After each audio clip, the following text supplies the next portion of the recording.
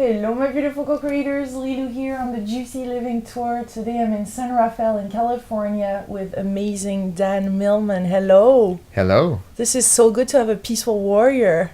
Well, it's nice to be a stopover on your world tour. Thank you, Yes. thank you. You guys, this is a must read and you might have already read it, but The Peaceful Warrior, and there's also the movie, The Peaceful Warrior.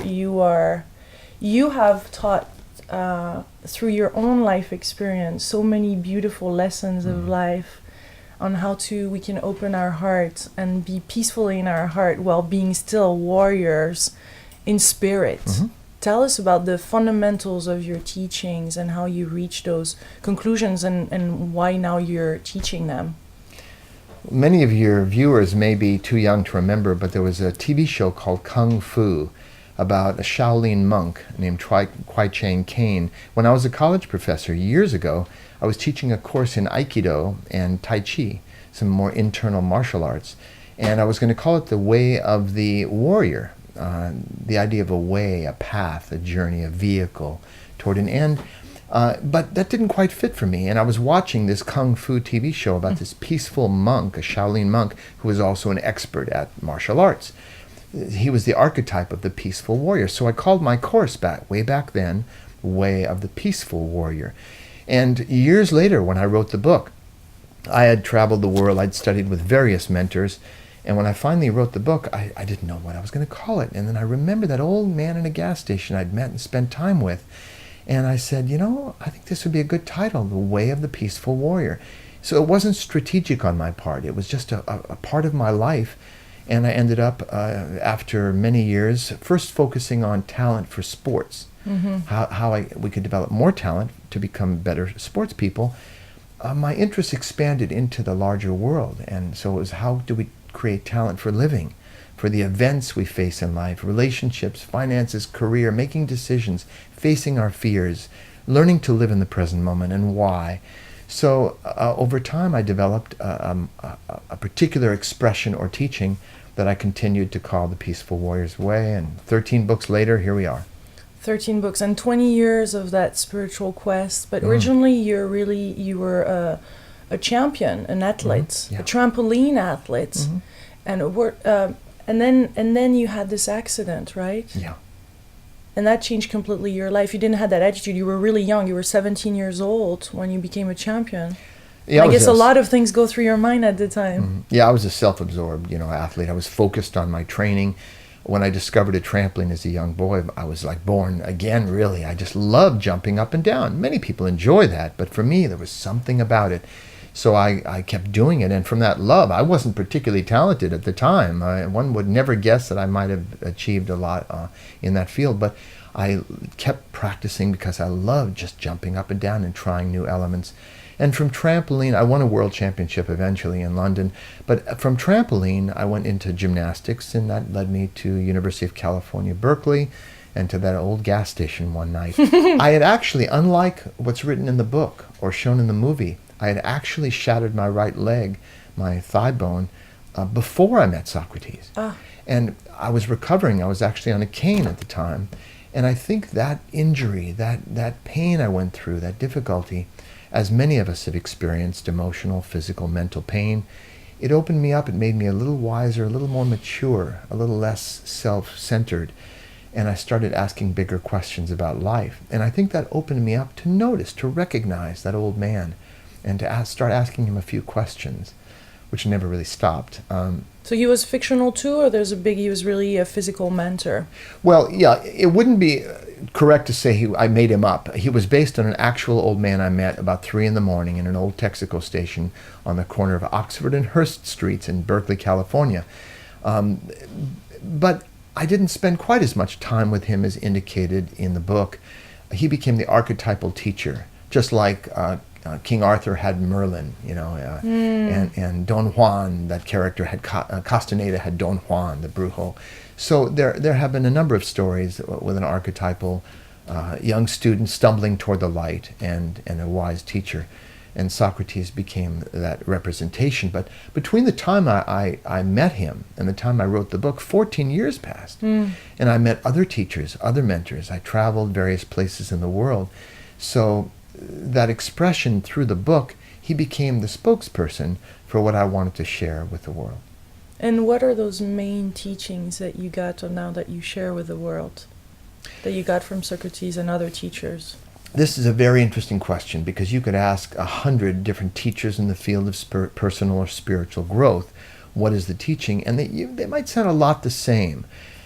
What makes this way a little bit different from many other teachings and books, so that's what I'm going to home in on here. Yeah. First of all, because I was an athlete, I just didn't grow up with concepts.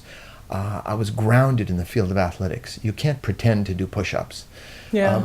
And other physical elements. So it kept me focused on practical outcomes in everyday life. So daily life is the school for what I teach. Daily life is guaranteed to teach us everything we need to learn to evolve as human beings. Our relationships. How many of us have seen parts of ourselves and learned about ourselves through relationship challenges? Our dealing with career and finances, the necessity to learn who we are, what are our values, and so on. So daily life is the arena of the peaceful warrior. And it is not my way. It is our way. Mm-hmm. All of us are striving to live, as you mentioned earlier, striving to live with a peaceful heart, but there are times in our lives we need a warrior spirit. Mm-hmm. It's not about fighting, but it's about the courage to be who we are, to express ourselves, and to step forward into life. Mm-hmm. It takes courage to live in this world and to love in this world. So the peaceful warrior's way is about all of us. And that's why I emphasize to people, I'm not here for people to trust me. I'm here to help people trust themselves and the process of their lives. So the way I teach is focused on action. So much in the world today, Lilou, is about finding ways to fix our insides. Mm-hmm. People believe if I just have the right thoughts, if I quiet my mind and have the right positive thoughts, if I just have the right emotions like gratitude and love and peace and happiness, then I can really live well. But I'm suggesting there is another way to practice, which is focus more on what we do. So, sometimes I ask people the rhetorical question, would you rather, and I'll ask you this, would you rather live with someone who was enlightened but acted really crazy and kind of bizarre, or someone who was kind of a little crazy but behaved in an enlightened way? You don't need to answer that question, but it's an interesting question to ask. Yeah. Does it matter more what's going on inside, or does it matter what we do, what we bring to the world? What we bring to the world. So I don't ask people to feel happy, grateful, peaceful. I ask them to behave that way. Yeah, exactly. We have less control over what we feel moment to moment than what we actually do. Mm-hmm. But that takes a warrior spirit to behave with courage when we're not feeling very brave. Mm-hmm. Or to behave kindly when we're not feeling that way. It's a great lesson right there. So that's what makes this teaching a little bit different from many psychological and spiritual teachings that focus on if you just meditate enough and find ways to get the right emotions. Rather than that, it's just focus on what are you going to do. Mm. So did you get those lessons big chunks at a time, or how did this kind of flow into your life? Because you have continued and you have deepened your research over the years. You wrote 13 books. Mm-hmm. So I guess you have continuously, there's been this chain of new teachers that came in your life, or new teachings. You had a major one with your accident, but then there was probably other happenings in your life that made you grow into is it a deeper spiritual warrior? Is it a wiser? Is it a more connected? Is there different variations of that warrior? Well, let me answer that roundabout. Because sometimes people say, why did you stay in the gas station? Could that old man really jump up on rooftops the way you described? And I say, no, he could not. The Way of the Peaceful Warrior blends fact, autobiography, but also fiction. So it's not a memoir. Mm-hmm. I intend to write a memoir. It'll be not my next book, but the one after, I believe. My books are like planes lined up on the runway. I never know which one's going to take off first. But it's going to really describe the full memoir, the true story, no fiction, but it's going to describe the series of different mentors, very different mentors that I've met who influenced my life and teachings. So my life has really been more, not like so much a cosmic oar smacking me alongside the head or a light switch suddenly going on in one dramatic moment. It's more been a dimmer switch being turned up and down, up a little more, and 2 steps forward, 1 step back. But I've been sincerely practicing all these years. I keep an open mind, open heart, So I continued to meet new people and get exposed to new information. And I believe life has given me a certain sense of discernment where, because of my commitment to share what I learned with other people, so I've been exposed to some very fortunate mentors. Some people may have heard of, others they have probably not heard of. But each one contributed to what's become an authentic teaching. I have to embody it before I'll teach it. Yeah. Not just something I read in a book. Yeah. Then it's just parroting words. Yeah. So, yes, over time it has deepened. And I didn't write another book after Way of the Peaceful Warrior for 10 years. Uh-huh. I had nothing new to say. But then I met another mentor, very exciting information, and I dove in and was writing a book a year, Sacred Journey of the Peaceful Warrior, No Ordinary Moments, The Life You Were Born to Live. And I just, one book after another. And I've never written a book just to have another book out. Each one has to justify itself to me. So there you are. Yeah. So in the writing, because a lot of people watching too are writing books themselves or want to write a book. It's a dream of many people. Mm-hmm. So would you have a recommendation when you're in that writing mode or ready to write a book? Is there, as you said, do you have to wait for that right moment? And do you have other advice? No, yeah. I teach at writing conferences. It's a calling of mine. I love mentoring people in writing. Yeah. In fact, anybody who contacts us through my website, peacefulwarrior.com, and says, please send me your writing stuff, we'll send them off several pages of very practical, bigger picture guidance about the field of writing. For example, those who like to write novels. Somerset Maugham, a wonderful writer, prize-winning writer, years ago he lived. He said there are 3 essential rules for writing a successful novel. Unfortunately, nobody knows what they are. That's what he said, because it is a bit of a mysterious process.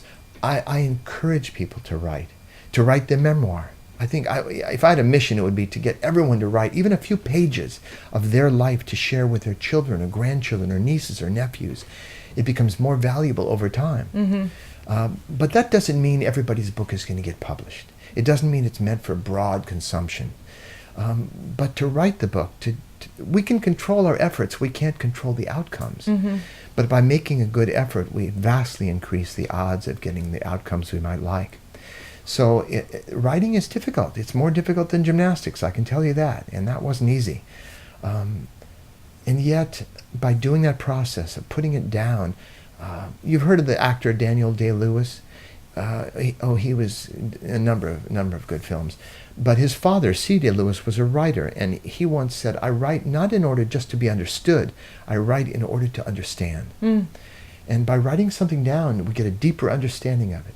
And writing down our life, we get to relive it with the wisdom of our years. Mm-hmm. So I encourage many people to write, whether or not they're destined to get published by a major publisher. Mm. So now I know that you have other books coming out, like the 4 Purposes of Life. Yes. This is very exciting. It's coming out in April 2011. Right. I know this video can be viewed at different times, but tell us about this book and why you decided to write this book, especially in those challenging times right now that we're facing. Exactly.